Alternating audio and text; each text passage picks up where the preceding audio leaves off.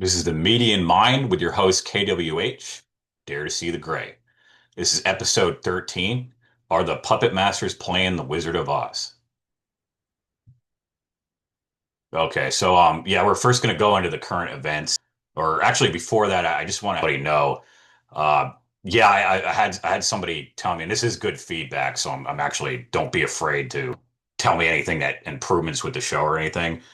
But one of the things I do is I do say and a lot. Fortunately, when I'm talking to somebody, like if I'm interviewing somebody, I usually don't say it. But when I'm in like monologue and I'm kind of like just talking to the computer here, and then eventually the audience, it just for some reason I put the filler words in. Another thing is I don't really like to talk about it. Like I don't like advertise it. But unfortunately, I do have social anxiety, like a disorder. So like I overthink everything. So I do sometimes I do think people are kind of judging every little word when they're actually not. Probably fortunately because of the well I believe when like I always been against vaccines since I've been like 16 or something. I haven't taken any, but fortunately I was born in 1987, and that was right after it was in 1986. It was the 1986 Act of the Protection Act for vaccine companies. Unfortunately, when I was probably like two or three, I was given the MMR, the MMR vaccine. Unfortunately, because my parents at the time, they didn't know anything about it, and the internet wasn't around. I don't blame them for that because there wasn't a lot of research back then about it. Yeah, so I'm actually pretty angry about that because that has kind of I mean, I'm pretty lucky. I mean, compared to there's a lot of kids that got a lot more fucked up by it. And I didn't get as many doses as a lot of kids, so luckily it didn't like I didn't get like autism or anything like that. Like some kids are laying up in a wheelchair or something, or some other fucked up disorder. So I mean, but it has kind of ruined my life for like it's made it more difficult. So like I've been into this for 20 years, but probably because of the social anxiety, I haven't gone completely public until about 2020 with this stuff. So yeah, it's kind of like that. It was mostly because of not wanting to, you know, uh, because of the anxiety. I didn't really like talking to people, and a lot of times I think when I wasn't stupid, I'd look stupid. So it was kind of just weird, but anyways, I would have been out there. I would have been out there a lot way before, but I fought through it, and there is a way to get through it. You can't let it control you. So, I mean, it is a little more difficult, but if I could do this and get up in front with social anxiety, then anybody can do the fight. So, so it's so don't give up if you do have it because it does suck. But anyways, like yeah. So what I'm gonna try to do is I'm gonna try to not say and ums too much filler words, but sometimes when I like start thinking about it too much, it actually gets worse. So I'll have to probably just do more editing until I can afford because most places that you see YouTube, especially the professionals, they use like AI software, and they because a lot of people do have filler words, and that just automatically takes it out. So that's why you don't see them. So yeah, that's why it might look a little weird in mine because I'm not, I just don't have the money. Unfortunately, the companies have like every single fucking company in the last started I think about 10, 15 years ago. They started doing subscriptions for everything. It used to be that you could outright, when you bought your software, you could own it, and that was it. You didn't have to pay monthly and all this crap. But now it's like monthly, so it just software is a lot more expensive, and and you can't own it. So it's like kind of pissed me off. So I kind of just manually do edits. So we'll get to that, but anyways, I just wanted to get that out of the way. And the person that did say that don't worry, I'm glad. I want honest feedback. I actually hate when people don't tell me how to improve my show. It's kind of like when somebody sees some guy his fly's open, and then you just don't tell him, and then you just let him walk around with his fly open. So yeah, I'd rather people tell me, so I can correct things or just do my best to try to correct it. So anyways, yeah, but yeah, thanks for that input. So yeah, that's kind of the updates on my end here. One thing I want to go into first is before we get into the other current events. There was a post I shared in Facebook. Uh, which I asked the AI and DuckDuckGo, because I was looking at the Epstein files, and well, actually, let me just share it here. Let me see what what I'm talking about here. Share the screens.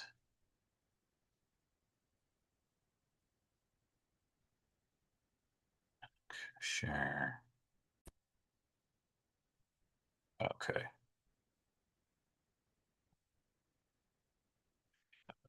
Okay.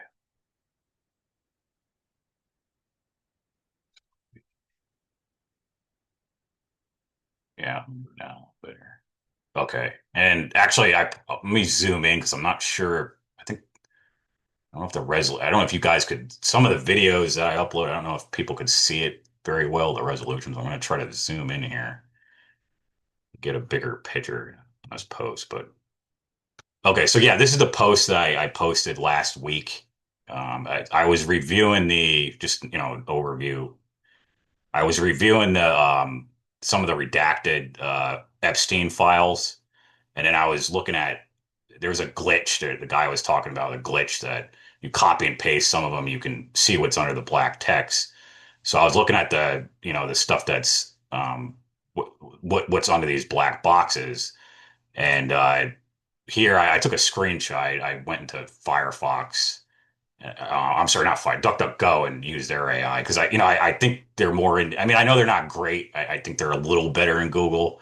They're supposed to be more independent and private, but so I would think I would trust them more. But this is what's weird. When I put this in their AI thing, it says, does Trump own JSC Interiors LLC?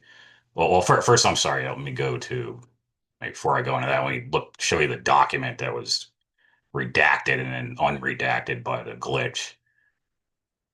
Um, so yeah, here's one of them here. For some, they were blacking out Hyperion Air. So I was like, okay, there's got to be some. So why are they blacking that out? So I started doing some research on that, and also on another paper. Um,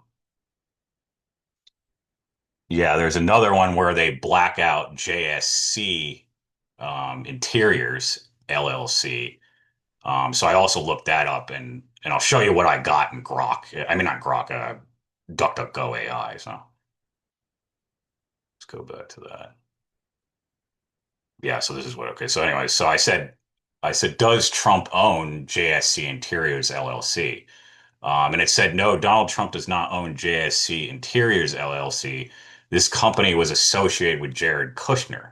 So that was, I was like, okay, that's weird. I don't think anybody knew that. So that company is directly linked to Epstein.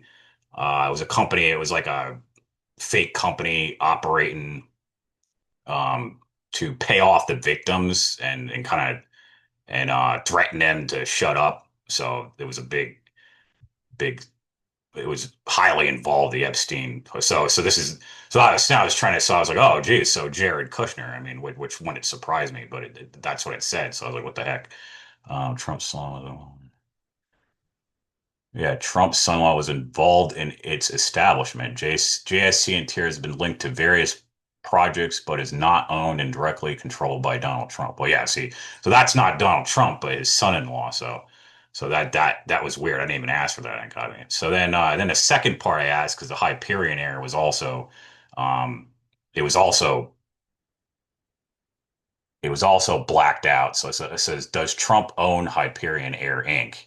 And it said, yes, Donald Trump is associate, and he doesn't own it. So I did check, I did change that in the post to make it more because I said own. I should have said associated. That I changed that, just for professional reasons. Or so, yes, Donald Trump is associated with Hyperion Air Inc. This company has been identified as part of his business ventures, primarily involved in aviation services.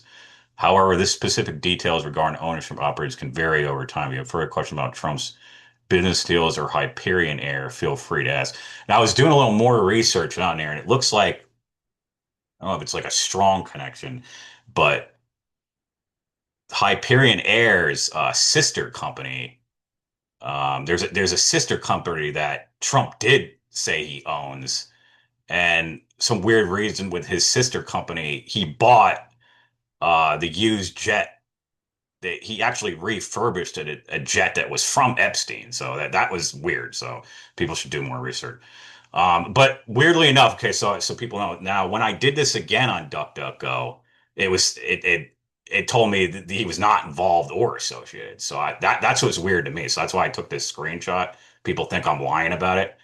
Now I'm not sure if there was a glitch with AI or they maybe deleted that, maybe reprogrammed it because they didn't want people knowing that. I'm not sure. So I'm not saying anything 100%, but there is something strange going on with this. So I just wanted to clear that up. So he didn't own it, he's associated with it.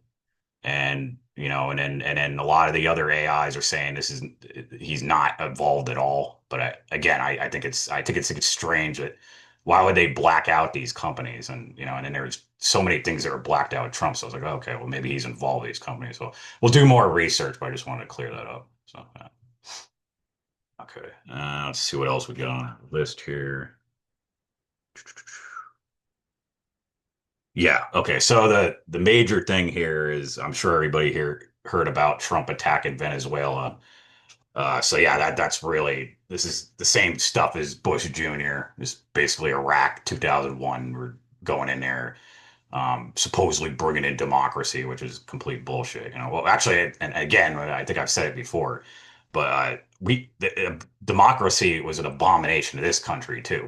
We're not supposed to be a democracy. We are now because we got idiots, only a few representing us, basically like kings, ruling us. It's not really through the individual, it's through a fucking representative, which I think is corrupt. So yeah, so after the Act of 1871, that's when the republic ceased to exist, and that's when a democracy, that's when they claimed it was a democracy and everything. So when you hear that word, it's not a good thing. And what you want is a republic, and like I said, there's different versions of republic, but the one I wanted with the new republic was every individual represents itself. They don't have some representative doing it, and they vote directly instead of having some scumbag do it for them. So I just wanted to so yeah, we need to get back to a republic. But anyways, that's kind of. But anyway, so to get back to the topic, he's going in there just like Junior, just like Iraq. It's the same damn thing. He's going in there to take the oil, and there's other things. I'm sure he's going in there. A lot of people are saying they want to build a smart city there. Somebody else told me that they've had a plan for the Zionists have had a plan since the late 1800s that they want to do. They were already talking about establishing another like in Israel and well, they were saying they were trying to pick. I think in the late 1800s, the Israel didn't exist yet, but they were like, oh, South America would be a good place, or where it is now. So and now it looks like they want to have both. So it seems that yeah, that's going to be a new type of Israel that they want to build down there. So that was really I think that's what they're really up to. And then they can operate a smart city and not have to follow rules or the Constitution. I think because maybe they're having I don't know they might be having some legal troubles here trying to push it here in America. So I'm wondering if this is kind of a test. It's to test it out there, and see what they can get away with, and then as like kind of a beta, kind of test it and then bring it here. And so we'll see. But yeah, it's definitely not good. And a lot of people are saying, well, we'll get more of the oil or whatever. But I think he's already saying that a lot of this oil is going to be going to Israel. So that really pisses me off. Like I don't think and if you do see a drop in gas, it might just be temporary or just a little bit.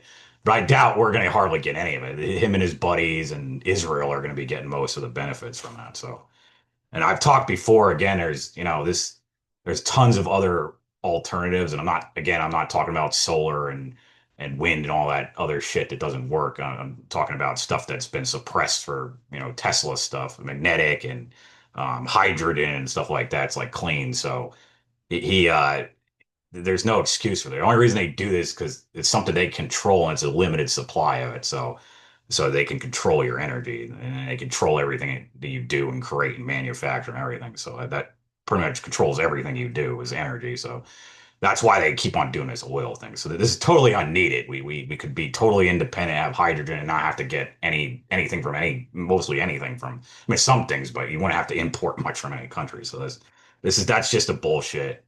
And then and they're also saying, oh, because they attacked him. Well, about these fishermen boats getting attacked, and then I think it was Thomas Massey point or Rand Paul. I think it was Thomas Massey or Rand Paul. They pointed out that these fishing ships would have to refuel, and they'd have to refuel like 50 times the distance they said they were coming from, and they wouldn't make any money. So there's no, they're not bringing in drugs from fentanyl from those boats. So that was bullshit. So they weren't doing that. So he just lied to get in there. So really, it is unconstitutional. There's no reason to do it. And some people are telling me about Thomas Jefferson, some of the Monroe Doctrine or something, and uh, but that was actually self-defense because there was pirates out there and they were attacking American ships. So you're actually attacking American ships, and that's why he went and attacked them over that. So, but that's not the same thing, like if they were really doing that, like then yeah, maybe I could agree with it, but it's not. He just lied, so it's a lie that he got us in there. So it's unconstitutional. He's just being a thug. And I really I don't think the majority of the Venezuela people want his ass in there. I don't think they want Americans fucking in there. I mean, I'm sure some of the plants that they planted in there over the years are probably Israeli plants and stuff. Yeah, I'm sure.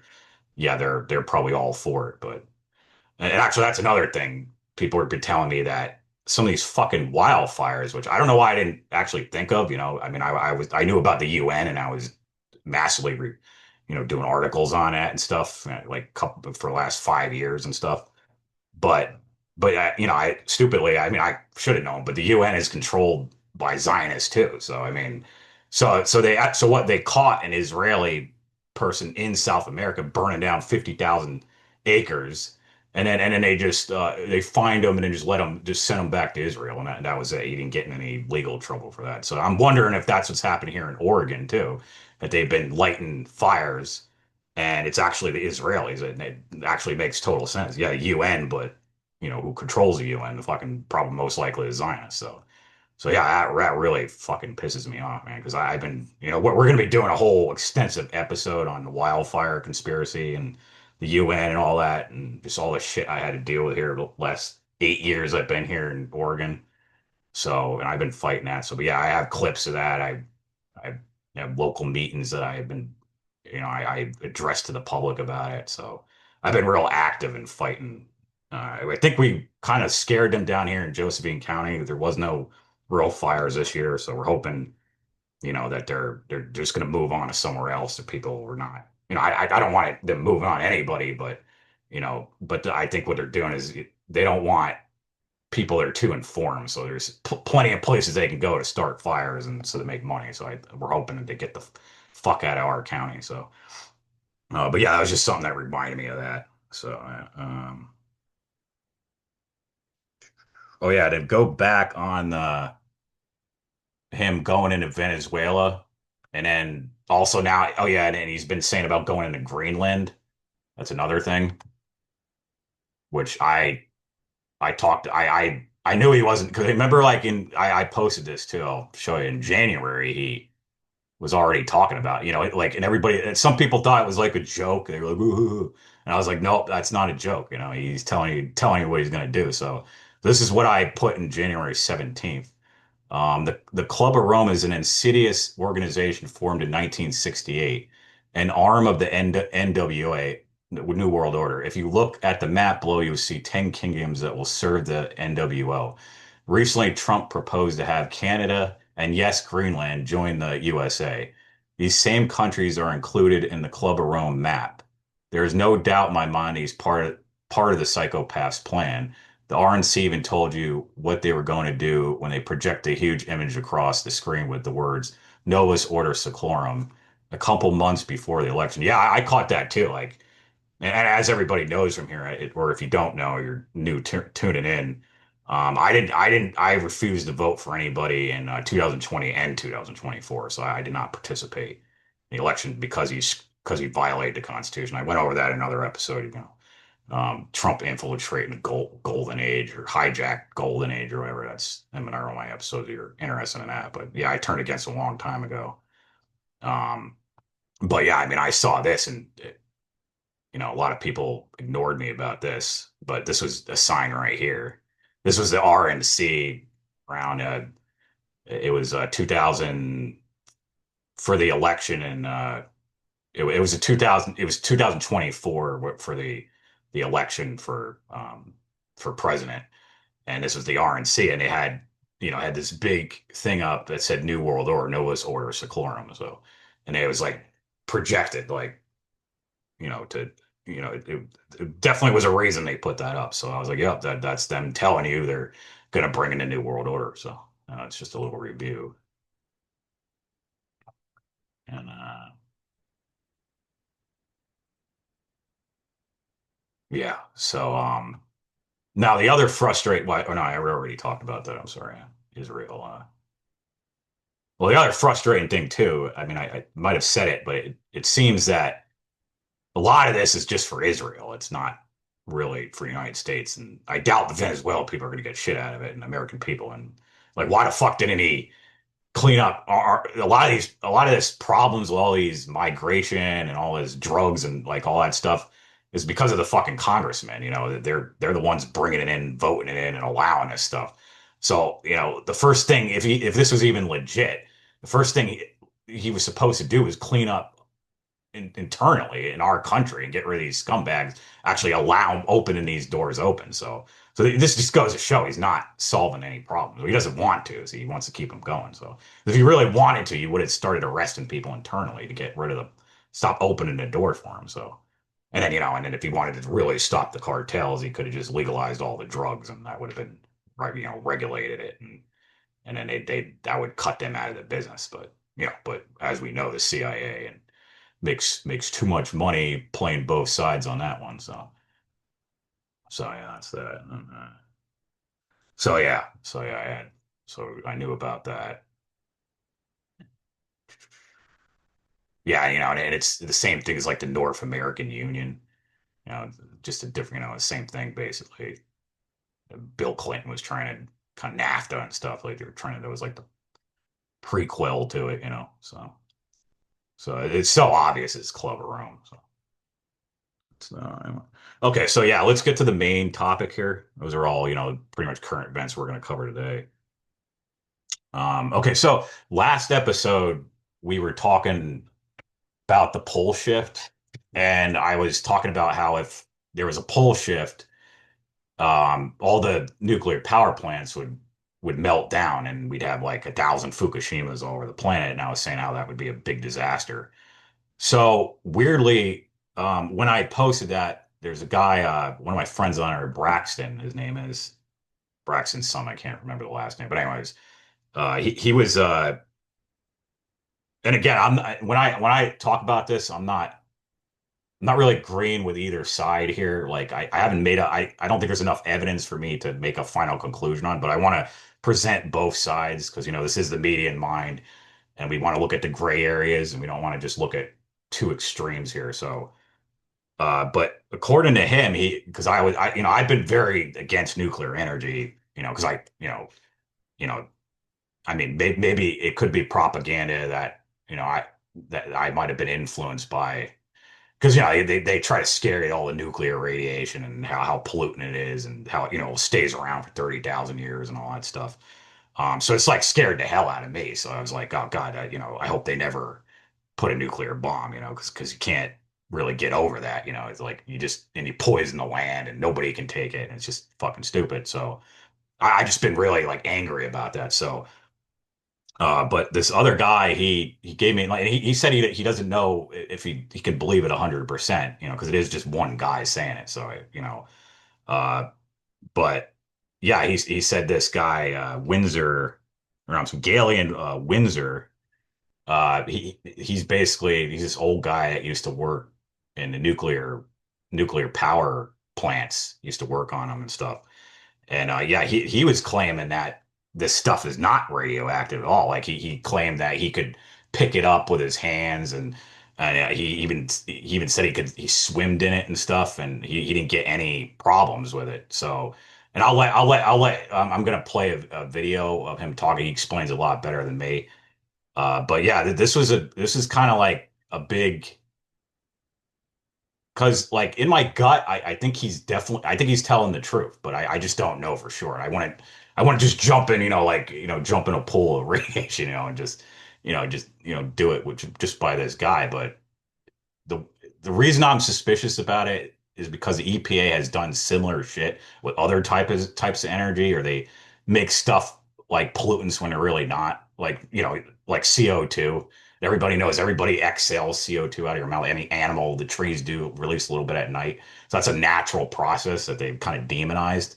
So they do similar things. So I was like, yeah, maybe this would be a way to limit people's energy again, because it was so, if it was so good at it generates so much electricity, you wouldn't need the oil and all that oil companies. So this very much could have been suppressed by the oil companies. And then I try to scare everybody that's it's a pollutant, and it's going to destroy the planet. So and I don't know 100%, maybe it still does, but this is something to think about. So yeah, let me play the video.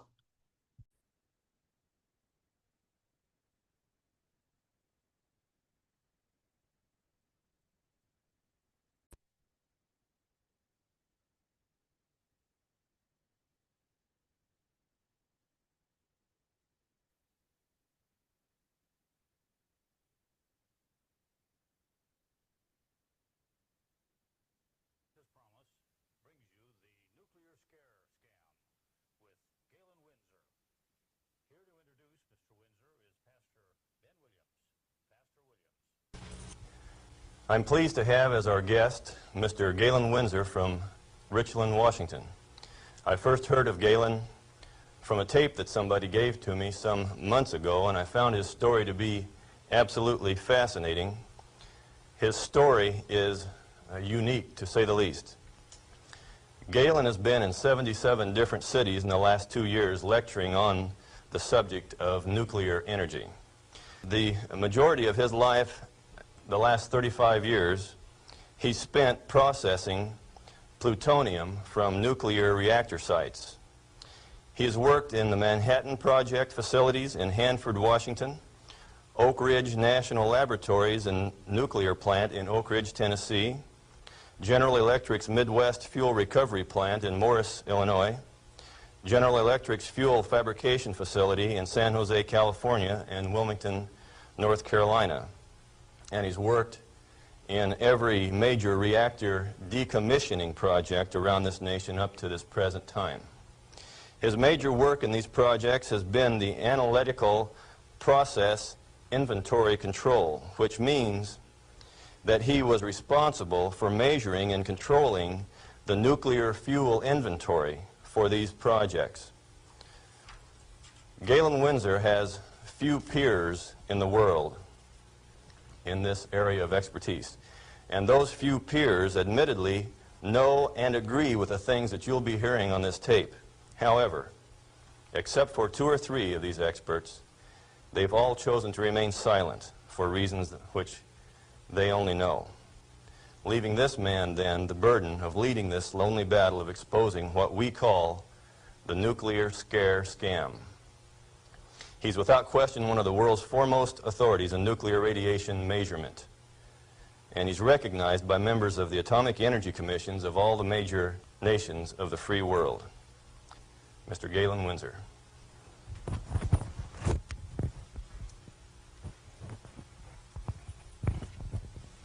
God bless you.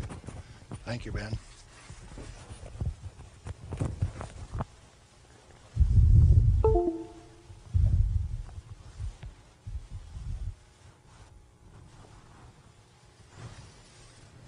We've been considering today how best to approach this subject so that you would feel comfortable with where I am. And we thought it might be appropriate to start with how I got involved in this game. Now, in 1945, I was a Navy radioman out in the Pacific on a destroyer aimed for Japan. We had a one-way ticket. That's all you get, just one way. So as we were becoming proficient at our business of fighting war, the Manhattan Project caught up with us and did a job.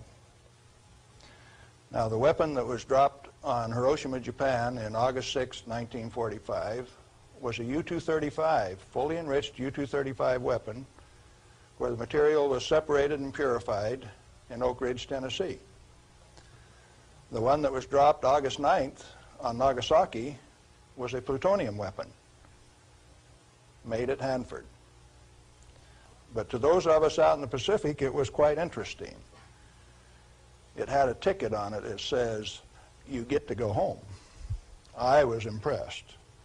Now, I was stuck out on Guam after the hostilities quit and was running a radio broadcast that communicated with 4,500 ships west of Pearl Harbor. Quite a few to listen to every dot and dash that I made. So I was used to having people listen to me. They couldn't see me, because they could sure hear me. I had all of the good messages that were to come to them. Fleet movements to Red Cross messages. They came along one day and says, "We'd like to have radiomen to go down to Eniwetok for the atomic bomb tests." Not me. No way. I want to go home. So they went through and they took every third radioman to go to Eniwetok. I didn't go. They let me come home. But I wanted to go home. I had a driving need within me that says, hey, that big firecracker, I want to know how it works. I want to know everything about how it works. So, back to the ranch in Nevada where I grew up and stacked hay all summer, gained back the 40 pounds that I'd lost out there in the islands. Into Brigham Young University the fall of '46 in chemistry classes. Dr. Joseph Nichols could make an old farm kid like me love chemistry. I hadn't had any chemistry in high school, but the way Joe Nichols taught it, I wanted to know. So chemistry it was. And some neat guys like Carl Eyring taught me physics. And along in '47, I ran across a cute blonde from Richland, Washington. Now this girl had been telephone operator for General Leslie Groves and Dr. Enrico Fermi on the Manhattan Project. She got to put through the calls to Franklin Delano Roosevelt for these guys. So she talked personally to FDR. And she told me some of the stories like you've never heard. She says, oh, in those canyons, great things are done. This cowboy from Nevada couldn't even imagine what she was talking about. Well, in 1947, after we were married, I ran until she caught me. But I wasn't going to get married anyway. I wanted to get my education. I had to get on with this thing. And so we went to Richland, Washington for the first time in September of 1947. I saw that those buildings she was talking about were there. 1,000 feet long, 11 stories high, 5 of them below ground. Tremendous things. And people all over. Camp Hanford in those days was a whole army camp just there to secure that place, to provide security. Thousands of soldiers. You move around out in the desert and up out of a foxhole would pop a soldier with a gun in his hand. There wasn't any horsing around. It was all business. Back to school. In 1950, I applied for a job up there before I had graduated, and they were in such bad need of chemists, I had a job before I had my degree. And so the last year of my chemistry, mostly English, I did on a bus, riding 25 miles to work in the morning and 25 miles back at night. And I did advanced grammar and business writing and all of those things on that bus. But in September 1950, I got into this thing called plutonium processing when we did it barehanded, without instruments, without coveralls. We had some of the most peculiar acid burns in some of the shirts, and I found one of those the other day. It's got acid burns all up the front of it. Plutonium on it, too. Amazing. That was normal operation in those days. We ran those facilities, and we ran them so well that by 1965, we had separated enough plutonium when it only existed in the parent uranium matrix to a half of a single weight percent, 0.005 weight fraction of plutonium maximum in that fuel. And we processed enough tons of uranium to recover enough plutonium by 1965 to meet the weapons needs of this country 10 times over for the foreseeable future. Now we're talking about a massive amount of work. Hands-on, do it type thing. And there was a couple thousand of us, and we were just happy as could be, just working like mad, making those plants run 24 hours a day, 7 days a week, in a community that ran on shift work, ABCD shift. The whole community that way. A wartime community, people dedicated to doing a job, and we were doing it, and we did it well. No pretense. Oh, yes, there were. Out in the reactor began to sneak in people who wanted a radiation monitor behind every reactor operator. Why? We know how to make these things run. When we got a metal fuel element stuck and it fell down on the trampoline back of the reactor, we'd go in with our feet and kick it off into the pool, smoking, burning. If you didn't have an instrument, you didn't know it was too hot, so you just went in and kicked it. Finally, along came a rule maker that says, thou shalt not do that. You'll get burned. Oh?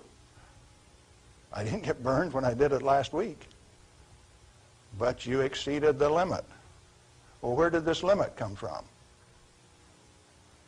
Turns out that in 1934, the International Commission on Radiation Protection fabricated a limit for X-rays. It was no longer permissible to be burned by them, erythema, reddening of the skin. You now had to keep a limit called 0.2 of an R per day. How much? Yeah, and doesn't that look familiar? This is kind of again, I don't have any, I don't know if I agree or disagree with this, but it's the same. It sounds like the same thing the EPA does with the CO2 output. So you really do have to wonder if they're making these like these are dangerous and they're really not, just trying to scare people. So, so that we don't have more nuclear. So I don't know, but yeah. But yeah, you can watch the rest of it. He goes over, he goes into more detail about, that he used to swim in his pool and he was totally fine. There wasn't any poison and stuff. So you guys can check that out yourself. That's yeah. So if you just, I'll put it in the description too to the YouTube. But it's called Galen, Windsor, Truther Legend. So I don't know.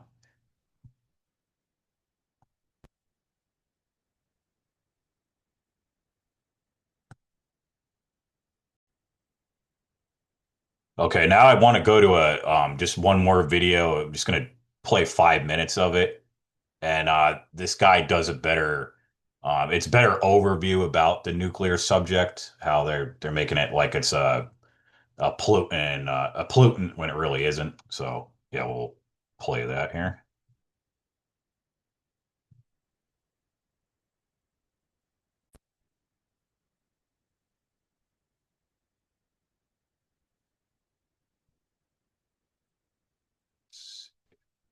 There. Okay, yeah, yeah. This guy does like a better, just like quick overview because that guy kind of goes on. He like kind of tells his life stories. This one kind of more does an overview of not just him, but what's going on here. So we'll play that.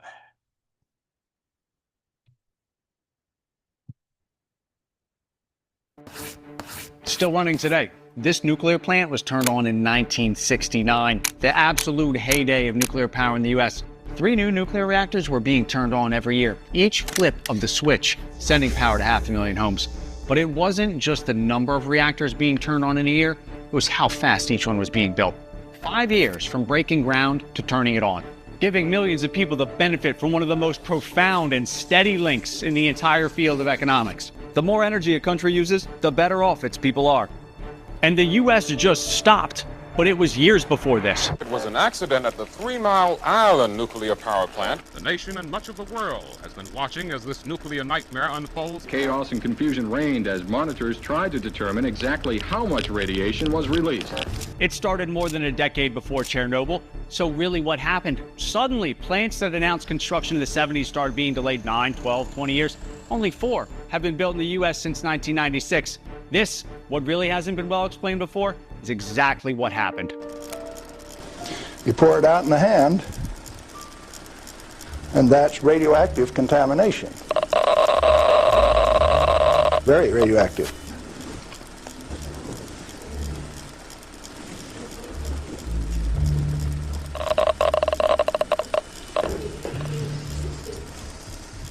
That material that I just ate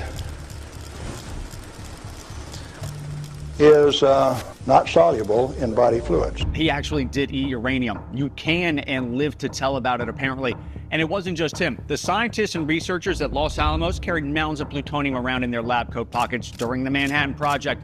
Here it is, General Groves, plutonium. The plutonium that went into the first plutonium bomb was driven 220 miles to Los Alamos in a basic Army truck. Zero protective anything. These were the brightest scientists in the world. They were not reckless people, and they all died in old age of natural causes. But the message that made its way to the public was much, much different. The only and true case is that plutonium is the most deadliest substance known to man. That messaging of fear was the seed of why the U.S. stopped building nuclear power plants. It took root in a very specific way, which I'll explain in detail here in just a second. But that fear ultimately increased the cost to build, the time to build, by 10x in just 5 years between 1973 and 1978. 3 Mile Island didn't happen until 1979. That fear, really fear of the unknown, ended up as the main input on a single formula that determines how nuclear plants should be built or if they should be built at all. Looking at the alternatives for energy, nuclear fission must be stopped. Why are we playing Russian roulette with the American people for nuclear plants whose principal objective is simply to boil water and produce steam? And we can all kind of feel that, right? Like you go to the dentist, get an x-ray, they put that heavy vest on you, like, oh, this is kind of serious. Dentist leaves the room, closes the door, click. What bombarded your body in that moment was the same amount of radiation that hits your body every single day. It's everywhere. Radiation is impossible to escape. Hitting you right now, coming from the sun and the ground, and in some places where people spend a lot of time, there's way more of it. It is a long 3-month radiation-soaked journey to climb Mount Everest. Once your flight has touched down in Kathmandu, you've made the 2-week trek to base camp, spend 7 weeks getting used to the altitude, getting to the summit, getting back to Kathmandu, and taking a plane back home. A climber has absorbed 3 years worth of radiation that someone at normal sea level altitude will absorb. The more atmosphere between you and the sun, the less radiation gets through and hits you. For every 5,000 feet above sea level, your radiation exposure doubles. Yet, mountaineers, like those that climb Everest, and the Sherpas or guides that basically live at Everest Base Camp 3 or 4 months of the year, don't have a higher risk of cancer or live shorter lives. People that live in Denver, a mile above sea level, have some of the lowest rates of cancer in the U.S. And that is because the human body has figured out how to live bathed in radiation. You have nerves in your fingers to tell you to stop touching something if it's hot, right? Stop, or that's going to become a problem. But because it's impossible to avoid radiation, your body evolved ways to live with it. Over the course of 10 days, you pick up about 0.2 units of background. So yeah, you guys get the get the point of this. So yeah, this looks like I could have been also like I actually probably basically fell for this propaganda. If this is true, again, this is only going by a couple people, so I don't know. Definitely, like I said, don't like just pick up a piece of plutonium or eat it or something. Just gotta, I mean, probably, if you were to do it, you'd probably want to test it on a mouse or a rat or something to make sure, if it affected it. So, but it's also I don't know about the long term. It doesn't seem like these guys have any long term effects, but yeah, it's something that you would probably want to study. So, um, but yeah, so this basically, if this is true, this basically goes back to our main point here about the puppet masters playing the Wizard of Oz. Because one of how they scare people the most is nuclear war. A lot of people are like, well, you can't you can't fight guns with a nuclear weapon. But if this is true and there's no radiation, now yeah, of course the explosion's pretty devastating and all that, but at least if at least the land doesn't seem that it'd be contaminated, that makes these guys a lot weaker than we thought they were. So I mean, when you really think about it, if you were them, that would be a genius way to try to scare people. Like make this illusion that you're bigger than you are and you're more scary, and you could just fuck up the whole planet with nuclear radiation. And so yeah, so that you just put that fear into people where they're never going to, try to rise up and overthrow you. So that they're like there are like I've heard of it before. They're really their biggest fear is like the public, the masses coming after them, like with pitchforks. I mean, like even, George Bush even said that he he was saying that, he was saying that George Bush Senior. I'm sorry, yeah, he said that you could. He said if the American people ever find out what we did, they'll rip us to pieces. They'll come with pitchforks and basically rip us to pieces. So it's like one of their biggest nightmares. So and remember, there's only 1,000 of them, maybe maybe 1,000, maybe less, or maybe a little more than that. And there's, I think there's about, don't quote me on this, but I think there's about like 300 million here in the United States, 300 million people in the United States.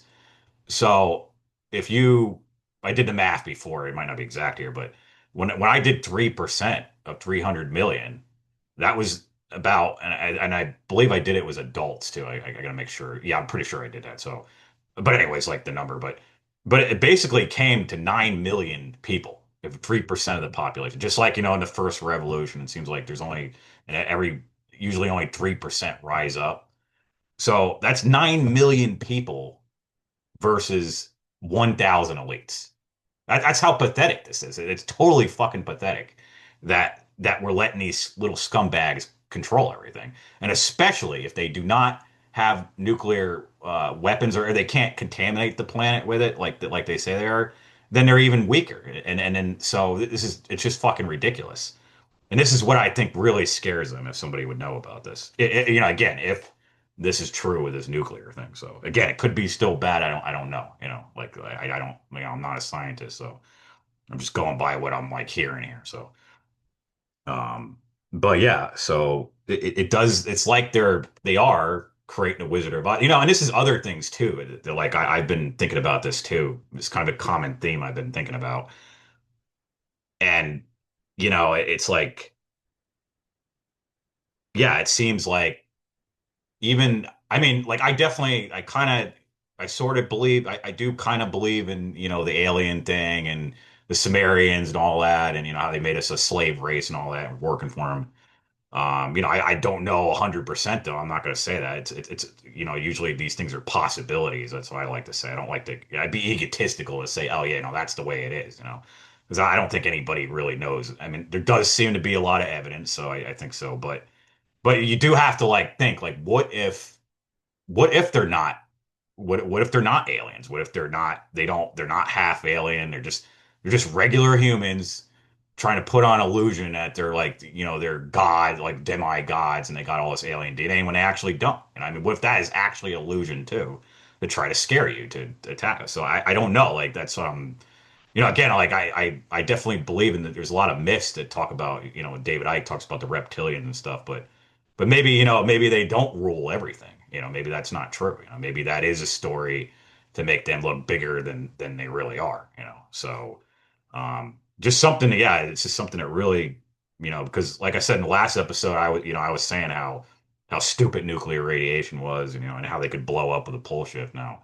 So, maybe I'll be glad if I was wrong about it. I'll be glad if that wouldn't happen, because that would be a big relief for me in the nuclear war thing. So, and it would be less fear to stopping people from revolting. So, let's see what else.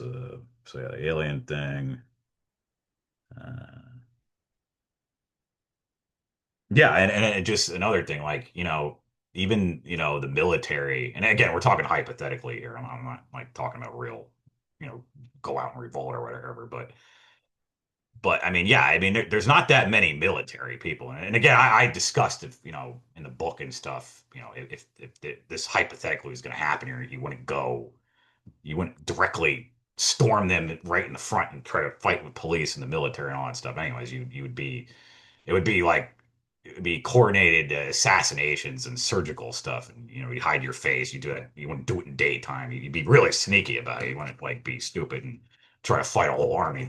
But even with, like, say, even if they did catch you and there was a whole big army, the army is not that big, compared to, I don't think 9 million people versus the army. Army couldn't handle that. So, and yeah, again, that's their big. And why? I mean, if they could just do all this, why are they so about taking our weapons? If they didn't give a shit about the weapons, why would they even talk about taking our Second Amendment away and stuff? It seems that we are a threat in mass, in mass numbers, even if it was just 3%, because the other 96% of the population, they just go along with whoever's in charge anyways. They just, and if you offer them something better, then they're gonna go to whoever's side. So they're kind of just followers. They're not like, so you gotta, so there's the leaders, the 3% of the leaders, and they say they can offer something better.